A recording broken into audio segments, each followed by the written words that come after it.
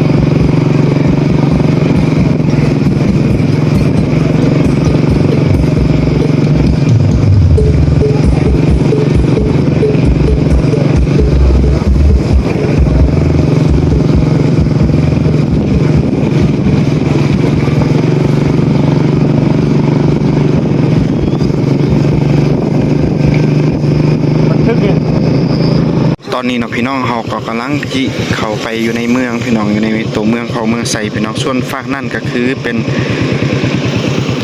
ทางเข้าอยู่ในสถานีรถไฟพี่น้องบอนที่ว่าเฮาเคยเข้าไปในสถานีแล้วก็เคยถ่ายพี่น้องเฮาได้เบิ่งเนาะพี่น้องก็ประมาณนี้เนาะตอนนี้เฮาก็สิเข้าไปอยู่ในเมืองเลยพี่น้องพี่น้องตอนนี้เฮาก็พาพี่น้องเฮามาเบิ่งกินเฟอพี่น้องSí. Hoy sí ya.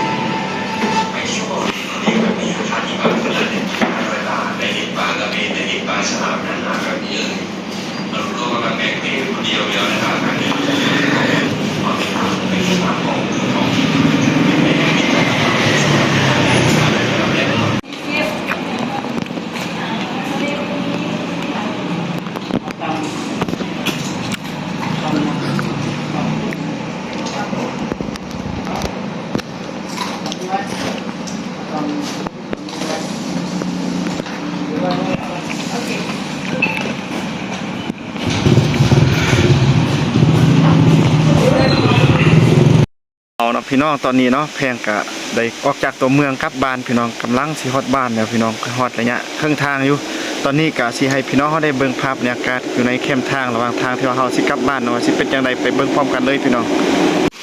ตอนนี้เนาะพี่น้องก่อนสิกลับบ้านเฮากะสิให้พี่น้องเฮาได้เบิ่งภาพบรรยากาศระหว่างทางที่ว่าเฮาไปอยู่ในเมืองเนาะพี่น้องก็คือทางลุ่มพุ่นเนาะพี่น้องก็คือเป็นเส้นทางที่ว่าลงไปในเมืองพี่น้องแต่ว่าก่อนกลับบ้านกะสิให้พี่น้องเฮาได้เบิ่งจุดที่ว่าสูงที่สุดแต่ว่ามีน้ำตกอยู่ในแคมทางพี่น้องเนี่ยสังเกตเบิ่งน้ำตกแคมทางพี่น้องว้าโคตรงามเลยพี่น้องก็เป็นน้ำตกที่ว่าออกจากคู่อยู่จอมผู้ดอยพี่น้องอยู่ยอดดอยเฮาอยู่เมืองเนาะพี่น้องลุกจากเมืองไซขึ้นมาฮอดพี่กับแถวนี้ก็ถือว่าจุดสูงสุดอะไรพี่น้องประมาณเฮาขึ้นภูมาฮอดจุดนี้ก็ประมาณ2 กิโลเมตรก็ฮอดจุดที่ว่ายอดดอยเลยพี่น้องก็สังเกตมีน้ำตกสวยงามพี่น้องบรรยากาศเข้มทางพี่น้องเหมาะกับการไปเที่ยวไปชมระหว่างทางก็โคตรงามพี่น้องยามนี้นะต้นไม้ใบหญ้าก็พร้อมด้วยผลผลิตของชาวบ้านอยู่ในเส้นทางนี่ก็โคตรงามพิลึกเลยพี่น้องพอเฮาก็กำลังกลับบ้านพี่น้องแต่ว่าฮอดจุดนี้เฮาก็เลยพักแวะให้พี่น้องเฮาได้เบิ่งเพราะเมื่อกี้เฮาเข้าไปในเมืองเฮาก็บ่ทันได้ท้ายยังให้พี่น้องเฮาได้เบิ่งเนื่องจากเฮาก็ฟ้าวไปไปซื้อเครื่องพี่น้องเพราะว่าเขาเอารถจักรไปเนาะพี่น้องเนี่ยรถจักรก็อยู่พุ่นส่วนเครื่องเฮาก็ใส่รถใหญ่ของพี่น้องเขาเจ้าเอารถใหญ่มาเฮาก็ใส่อยู่ในรถใหญ่ของเขาเจ้าแล้วก็ตอนนี้เฮาก็ให้พี่น้องเฮาได้เบิ่งสังเกตเบิ่งภาพก่อนกลับบ้านเป็นภาพที่ว่าโคตรงามพี่น้องมีเส้นทางแถวนี้ก็ค่อนข้างดีอยู่พี่น้องพอกับปูยางปูด้วยหินที่ว่ามาตรฐานแล้วพี่น้องนะครับมีสายน้ำอยู่ในแคมทาง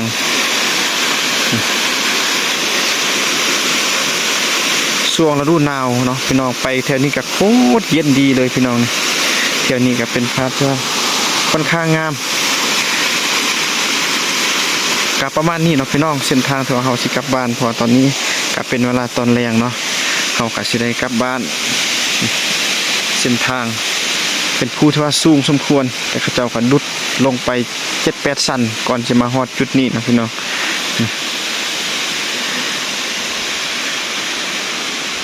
กับประมาณนี้เนาะพี่น้องสำหรับมื้อนี้เนาะกับบ่ได้มีหยังหลายพี่น้องก็เดินทางโดยมอเตอร์ไซค์คู่ใจ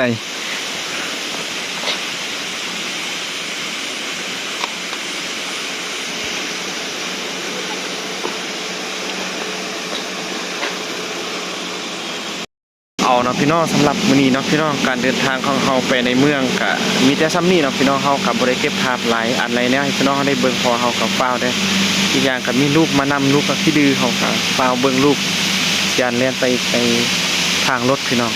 แล้วสุดท้ายนี้พี่น้องเฮาก็ขอฝากซองอีกคือเก่าคือเดิมเด้อพี่น้องบ่ว่าจะเป็นพี่น้องฝั่งลาวฝั่งไทยแล้วก็พี่น้องที่ว่าเข้ามาเบิ่งใหม่เนาะโดยเฉพาะก็คือ FC ทางฝรั่งอังกฤษแล้วก็ออสเตรเลีย ร้อมด้วยพี่น้องทางอเมริกาเนาะที่ว่าได้เห็นคลิปของเฮาแล้วก็วิถีชีวิตแบบ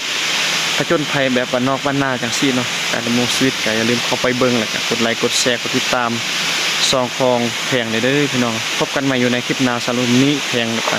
ครอบครัวต้องขอลาพี่น้องเฮาไปก่อนสบายดีพี่น้อง